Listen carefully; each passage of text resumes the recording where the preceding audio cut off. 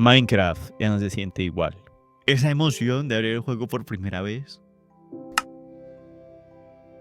El descubrir un nuevo juego, una nueva aventura.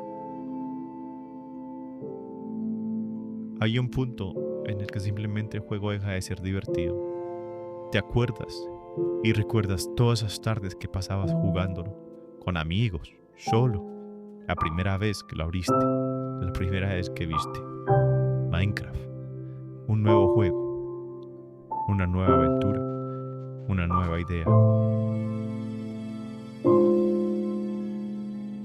En ese punto solamente éramos niños inocentes.